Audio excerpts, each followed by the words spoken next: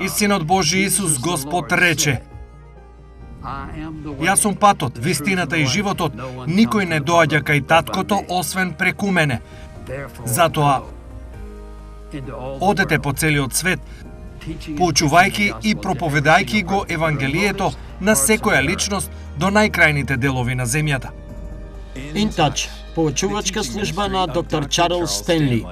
Следно на програмата InTouch, живење во Божјата омиленост, дел 3. Некој може да праша, зошто Бог би го уништил светот, откако толку се измачил да го направи толку убав? Во книгата Битие, Божиот опис на тоа што тој го создал е прекрасно.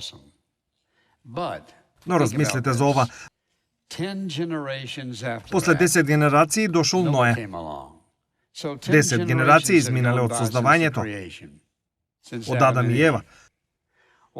Што се случило во тие 10 генерации? Јас разгледав, например, и помислив, јас имам живеено во две, малку повеќе од две и можам да согледам што се случи со оваа држава во две генерации. Ако една генерација е 40 години, ќе го земеме тоа во предвид. Погледнете што се случи во оваа држава. Неверојатно, кој би замислил дека ќе бидеме овде каде што сме пред 80 години? И тогаш се разбира, вратете се уште поназад. Па да се вратиме на 1620-та. Тоа би можело да се спореди со Ној и создавањето, па затоа се враќаме се до 1600-та. Замислите на сите промени кои се направени, сите напредуци кои сме ги постигнале, но и нештата кои се случиле, но не биле добри.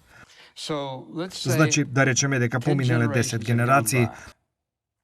Можам да се осврнам наназад и да видам каква разлика има во Америка денес, отколку што беше кога бев дете. Бидејќи се сеќавам на неделата, не правевте ништо, не игравте топка, не одевте на пливање, го почитувавте Господовиот ден. И луѓето се грижеа едни за други. Немаа се што имаме ние денес, а имаше повеќе почит еден кон друг. Луѓето беа повнимателни едни кон други, многу работи беа различни. Погледнете го тоа, потоа погледнете како е денес. Велиме, зошто Бог би уништил толку прекрасна земја? Еве ја причината. Бидејќи Господ виде колку е голема човековата расипеност на земјата и дека секоја мисла во неговото срце секогаш е само зло. Вие гледате телевизија, слушате радио и што зборуваат луѓето. Дали тоа звучи слично на ова?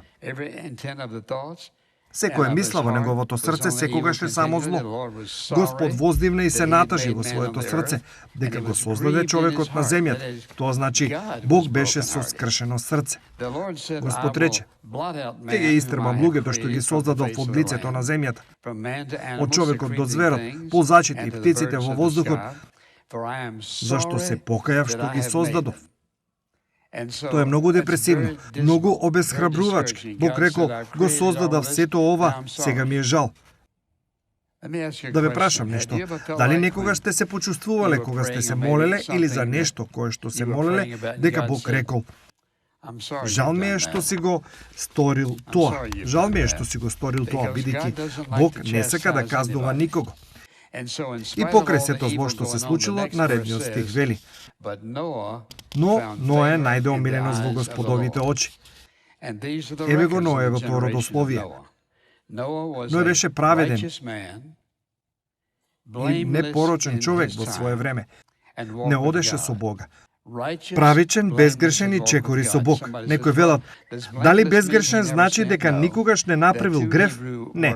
Има два хеврејски зборови за грев и еден од нив нагласува дека личноста греши повремено. Другиот означува личност која едноставно е грешник, едноставно живее таков начин на живот.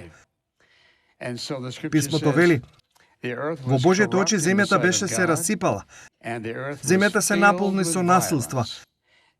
И кога Бог виде како се расипа земјата, та секое суштество на земјата се изопачило, Бог му рече на Ное: одлучив да биде крај на сите суштества. Така, едно семејство, еден човек на целата земја. Размислете накратко за ова. Замислете дека вие и вашето семејство сте единствени во Атланта и Бог ви рече: ќе ги уништам сите во овој град и блиските околини. Сите. Вие и вашето семејство ќе бидете единствените кои ќе останат. Што би помислеле? Би помислеле најпрво на сите ваши пријатели, на фамилијата. Па зошто Бог би направил такво нешто? Бог го направил тоа бидејќи писмото вели: Господ виде колку е човековата расипаност на земјата и дека секој мисла во неговото срце секогаш е само зло. Станало толку многу лошо. Сега накратко да размислиме за ова. Да предпоставиме дека ние во оваа држава и ширум светот, пример да продолжиме да се движиме во насоката во која се движиме, подалеку од Бог, со замисла во нашето срце, барајќи задоволство по секоја цена, злоупотребувајќи се еден со друг, убивајќи се еден со друг, сите ужаси кои се случуваат, да предпоставиме да продолжиме тоа да го правиме во неколку генерации, каде ќе бидеме ние? Не можеме ниту да замислиме. Но тоа се случувало во времето за кое Библијата вели: но е нашол омиленост во Божите очи. Тоа значи, Бог погледнал кон Ное и видел човек кој е сосема различен. И Бог посегнал, позборувал во неговото срце и му дал заповед, која тој секако ја исполнил. Па да ве прашам, ако Бог бараше праведни луѓе денес, дали вие би потпаднале во таа категорија? Можете ли да кажете дека живеете божествен живот, свет живот, праведен живот? Или би биле заглавени во толпата со која Ное требало да се справи, бидејќи бил безгрешен човек? Времето во кое живеел било исполнато со грев и злоба до степен што Бог рекол: се покајав што ги создадов. И така, еве што ќе направам во врска со тоа. Кога мислам на Ное и тоа колку долго живеел, и тогаш Бог рекол: не можам да го поднесам ова повеќе. Но тој нашол еден човек кој ги имал трите карактеристики кои сите ние би требало да ги имаме во животот. И тоа е да правиме што? Да го слушаме Бог. Ние што? Да му веруваме и да му се покоруваме. Размислете за ова. Ако јас го слушам Бог, ќе знам што да направам. Ако му верувам, значи дека се ќе испадне добро. И ако му се покорам, тогаш ќе биде благословен.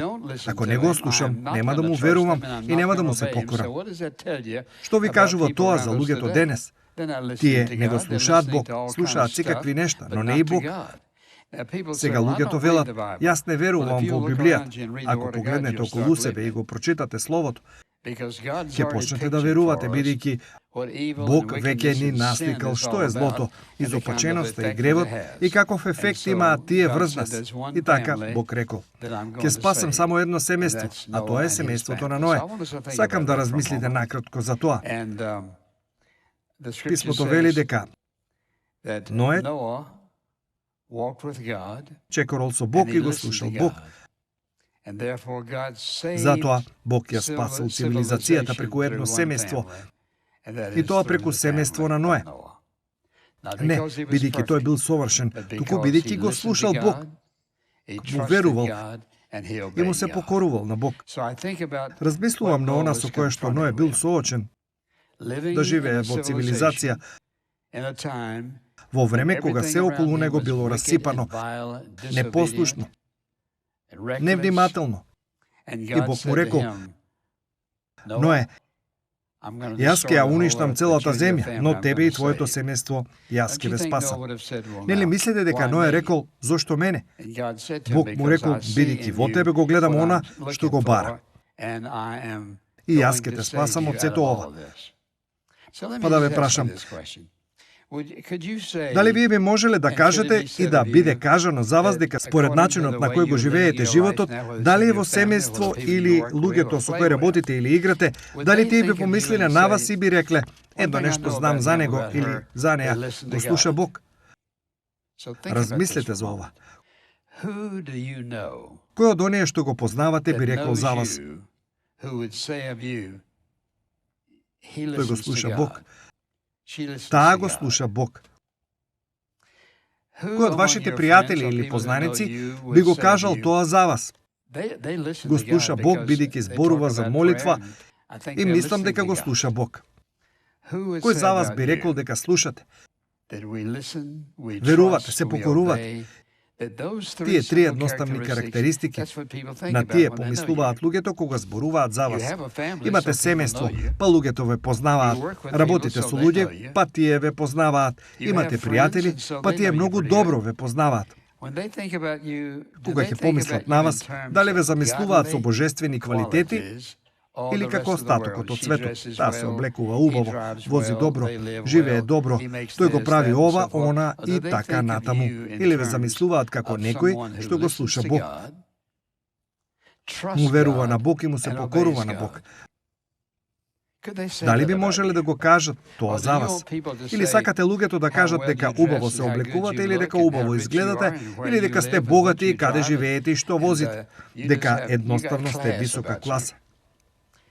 Јас порадо би бил света личност отколку од висока класа. Бидејќи класата не значи ништо духовно. Се совпаѓа со карактеристиките на светот. Но може ли за вас да кажат: знам дека таа личност го слуша Бог? Му верува на Бог, затоа што гледав како реагира во ситуации и околности. И знам дека му се покорува на Бог. Не ли е интересно дека понекогаш луѓето кои ни се најблиски пријатели, кои живеат во грев, не им се допаѓа нашето друштво. И тие не знаат зошто. Ќе ви кажам зошто. Кога тие три карактеристики ги имате, луѓето кои живеат во грев и непослушно кон Бог нема да сакаат да бидат до вас или да работат со вас или да бидат наречени ваш пријател. Зошто? Бидејќи вие чекорите на две нивоа. Едното е чекорот во мракот, другото е чекорот во светлина. Проблемот на Ној е што чекорол во светлина, покорувајќи му се на Бог, и наеднаш Бог рекол: еве што сакам да направиш. Па сакам накратко да размислиме за она што се одвивало во Ноевото срце, ум и живот, кога Бог му кажал што сака од него да направи. Ние зборуваме за работата околу изградбата на арката и сите нешта кои се поврзани за тоа. Но јас размислувам за она со кое тој требал да се справи лично. Знаејќи што Бог му рекол: јас ќе уништам се што гледаш. И јас ќе те спасам тебе и твоето семејство, бидејќи ти ме послуша. Ми веруваше и ми се покори. Но се друго ќе исчезне. Се прашувам, што мислеле за овој човек кој бил сосема различен и морално и духовно од сите нив? Па размислете што размислувал тој. Помислете на умствениот конфликт кој тој го имал. Сепак Бог рекол: еве што ќе направам. И тој знаел дека тоа е вистина. Како да живееш во такво општество за тој период? Потребно му било некое време да ја изгради арката, 150 метри долга, 16 метри широка, на 3 ката и така натаму. Не знам колку време им било потребно, но сакам да го видите ова. Тој морал да живее со тоа во срцето, во умот, во чувствата. Сите ќе бидат уништени и ќе останеме само јас и моето семејство. И видите, тој не се двоумел во себе, бидејќи научил да го слуша Бог, да му верува на Бог и да му се покори на Бог. И ниту пак се прашувал дали можеби ќе се случи, можеби Бог ќе се предомисли. То било решено прашање. Бог ќе го направи ова. И така, ние живееме во време во кое гледаме како злобата се зголемува. И помислуваме: па да, но ова се Соединетите Американски држави. Да, така е. Но додека се подпираме на нашето чувство за безбедност, слушайте внимателно, единствената безбедност која ја имаме јас и тие, нашата лична врска со Бог, тоа е единственото нешто кое го имаме. Кога, на пример, ќе помислам на сите животни, не знам како Бог го направил тоа. Некој вели: па како можело тоа да се случи? Јас немам одговори, нема да одговорам за нешто што не го знам. Но некако Бог за известно време ги снесил сите животни таму и арката конечно била завршена. Скоро ќе започне да врне и нема да престане 40 дена и 40 ноќи. Кога ние знаеме нешто од прилика 3 дена, почнуваме да се навикнуваме. И во Библијата пишува дека не само што се спуштала водата, туку одела и нагоре. Ној бил заклучен преку Божјата благодат, бидејќи, слушате внимателно, бидејќи тој го слушал Бог, бидејќи тој му верувал на Бог, бидејќи му се покорил на Бог. Слушате внимателно. Тие 3 нешта може да ве спасат од скршено срце, неволја, осуда, потешкоти, по цена на вашиот живот. Слушајте го Бог. Верувајте му нему и покорете му се на него. Правете го она што тој го вели. Не би било доволно за Ное само да го слуша Бог или да му верува, туку и да му се покори. Често пати многу луѓе велат: па јас живеам христијански живот, правам што Бог сака да правам. Дали е тоа точно? Проблемот не е што знаете, туку дали се покорувате на она што Бог ви рекол да го правите. Внимавајте, послушноста има остри рабови. Многу остри рабови. Правам или не правам? Правам што тој вели или не го правам? Не можам да го послушам Бог и некако да се откажам. Не можам да го послушам Бог и да правам компромис на ова подрачје. Господе, јас направив, речи си све грешко. Господе, јас направив, речи си се што ти рече. Не, послушноста е послушност и луѓето дури и не сакаат да размислуваат за тоа.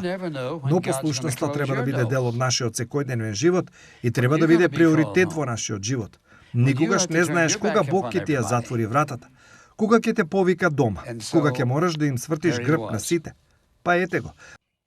Дали можете да замислите како се чувствувал кога го слушнал плачот и извиците на неговите пријатели? Врнело и продолжило да врне и наеднаш тој огромен брод се поместил само малку, бидејќи сега имало доволно вода за да го помести. 40 дена и ноќи не прскало, туку истурало дожд од озгора и излегувал од земјата, се додека повеќе не се слушнал ни звук. Единствениот звук доаѓал од натрешноста на бродот. Деновите минувале, седмиците минувале, месеците минувале. И најпосле, кога Бог постигнал она што го наумил, арката застанала. Бог му рекол кога тој испратил птица. Се сеќавате? Видете што се случува. Птицата се вратила. Најпосле таа се вратила со лист. Бог рекол: сега можете да излезете. Првото нешто што го направил Ное, изградил олтар. Знаете дека тоа бил олтар, огромен олтар, на кој му се заблагодарил на Бог за она што се случило. Писмото вели тој му изгради жртвеник на Господа, зеде од секое чисто животно и така натаму. Писмото вели Бог му рече на Ное: никогаш повеќе нема да ги уништам сите живи суштества како што направи. Се додека постои земјата, никогаш нема да прекратат сеидба и жетба, студот и горештината, летото и зимата, денот и ноќта. Тоа значи ова нема повторно да се случи. Но Бог не рекол дека нема да го стори тоа со оган. Кога ќе стигнете до Новиот Завет, тоа е Божјото видување. Кога ќе помислам на она што Бог рекол, тој рекол: јас го поставувам мојот завет за вас, така што никогаш повеќе потопните води нема да ги уништуваат живите суштества. Тој не рекол не оган. Нема да има повторно потоп за да ја уништи земјата. Бог рече: ако ово е знакот на заветот што го склучува меѓу мене и вас и со сите живи суштества што се со вас за сите идни поколенија, еве што направил Бог за да се сеќаваат за секогаш. Им покажал виножито. Кога ќе помислам на виножитото, не сум сигурен што мислите вие за тоа. Јас го гледам на два начини. Колку е прекрасно, но размислувам и за она што Бог го рекол. Според овој знак, вие знаете дека јас нема да го сторам тоа повторно. Да ве прашам, дали вие го слушате Бог? Дали му верувате? Дали му се покорувате?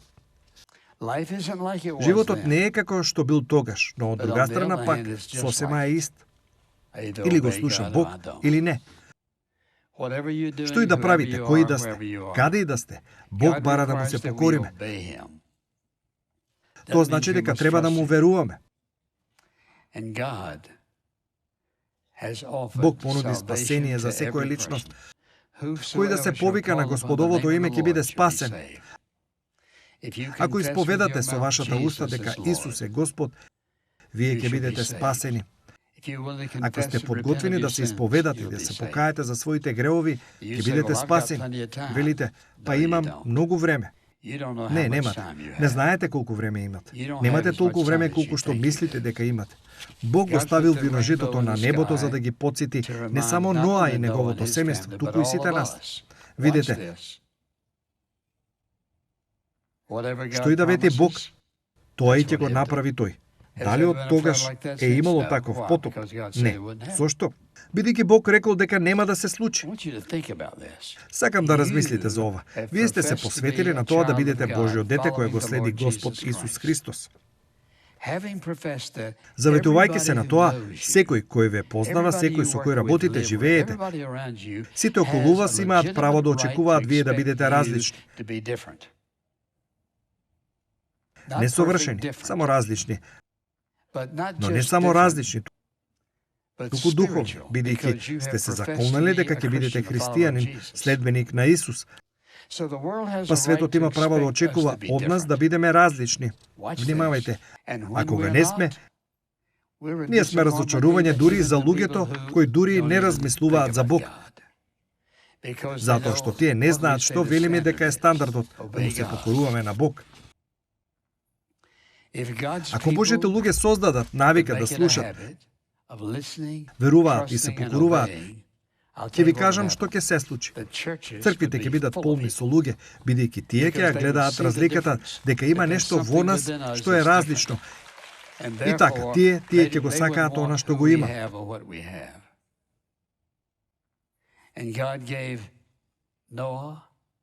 Бог му дал на Ное прекрасно ветување, го ставил на небото со цел да каже: можеш да сметаш на тоа. Тој ни даде на нас нешто подобро од виножитото. И според ова, јас можам да му верувам во животот и да му верувам во смрт. Според тоа, можам да му верувам секој ден. Според ова, јас никогаш не морам да бидам разочаран од Бог. Може би од себе си, но не од Бог. Јас го читам ова. Знам дека моето име е запишано во книгата на животот на јагнето. Тоа значи дека, што и да се случи, јас ќе одам во рајот кога ќе умрам. И ништо не може да го промени тоа. Ништо. Ништо на земјата не може да ја промени вашата врска со Бог.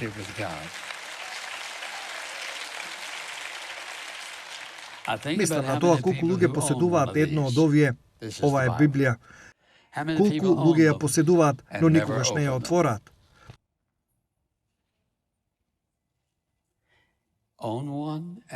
Поседуваат, но никогаш не ја отвораат, да откријат како Бог размислува, што тој сака да им каже. Слушайте, не знам колку пати досега сум го отворал Словото, тој не ми кажал ништо. Може би било нешто кое не сум сакал да го слушнам или нешто за кое сум бил возбуден дека ќе го слушнам. Но, слушайте внимателно, Бог сака да зборува со вас, бидејќи Бог ве сака и доказ за тоа е крстот. Со други зборови, Бог ја покажал неговата љубов кон нас, не само со виножитото пред илјадници години, туку на крстот, само пред 2000 години, за да каже што? Јас ве сакам, јас ќе ве спасам, јас ќе ве доведам дома за да ја поминете вечноста со мене. Дали можете да дадете на Бог некаков изговор, за да не започнете со тоа денес, кои да сте, каде и да сте? Дајте ми прифатлив изговор, за да не го слушате Бог, да му верувате или да му се покорите. Што ги учите вашите деца? Истото. Што со Бог? Дали научивте да му верувате? Да му се покорувате? Не се додека не научите да одвоите време за да го слушате Него.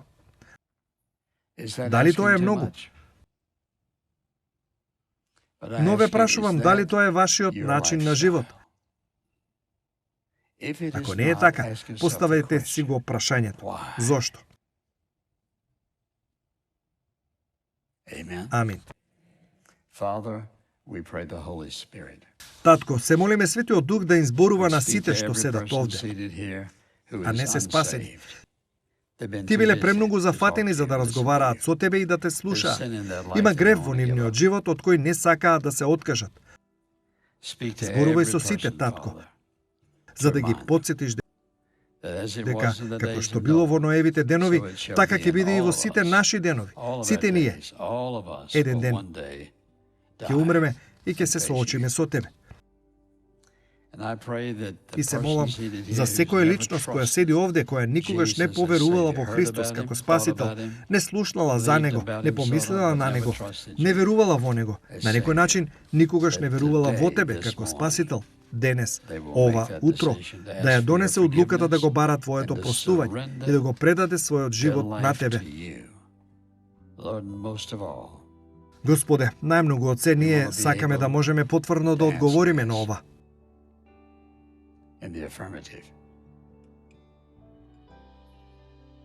Дали јас слушам? Да. Дали јас верувам? Да. Дали јас му се покорувам на Бог? Да. И татко, остави печаток во нашите срца дека друг точен одговор не постои. Не можеби, не понекогаш. Да. И се молам да ја втиснеш таа едноставна порака во сите наши срца, бидејќи таа е за секој ден. Треба секојдневно да ја слушаме, бидејќи ти не зборуваш секој ден. Ние те благословуваме, те славиме. Ти благодариме за Божјото Слово кое не насочува во нашиот живот. Во името на Исус. Амин.